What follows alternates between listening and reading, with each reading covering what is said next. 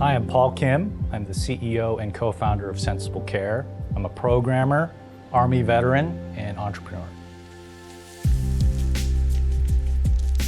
Once I left the Army, I experienced some difficulty getting care for anxiety, PTSD, and what I realized was that I wasn't the only person having this problem. I realized that this was the same situation for virtually everyone in America.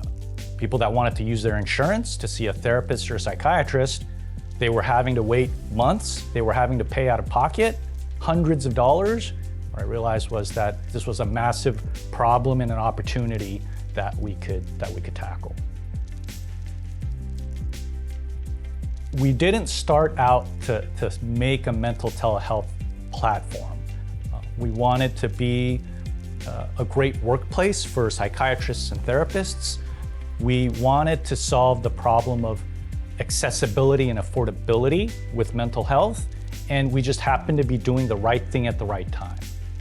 And this was before COVID. We started to realize how important video would be in delivery of mental health care. And so me being a coder, I decided to program the platform to be able to start seeing patients remotely by video. And by the time the first COVID-related lockdown happened, we were ready to go. We had the platform to be able to see patients across the entire state of California. Initially, we wanted to solve the problem for everybody. But as we started solving these problems one at a time, what we realized was that we were just gaining a lot of traction with the military community. Maybe it was because of my background in the military and being able to speak the language. But whatever new state we expand into, whatever we do, we just seem to connect really, really well with the military community. The amount of attention that the industry has received recently, the amount of capital investment, there were a lot of newcomers trying to do all sorts of new things.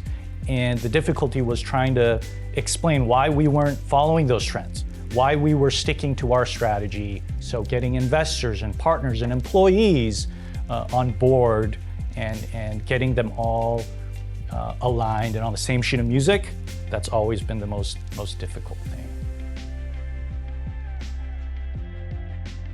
As an entrepreneur, as a CEO, and as a leader, if you're not able to articulate your message and your vision to your employees and your partners, investors, to get everybody aligned, then you're not doing your job. It's easy for an entrepreneur or a CEO to complain, my partners don't understand this, my investors don't know what they're talking about, but it's your job to explain it in a way that they understand. Nobody understands the business as well as you do. So I think that's probably one strategy that I had for getting everybody aligned continuously. I think a third of our patient population at the moment are military personnel and their dependents. It's not that we set out necessarily to treat that population, but we managed to make a connection with the military community. And I think that's probably what makes us special and what I'm most proud of.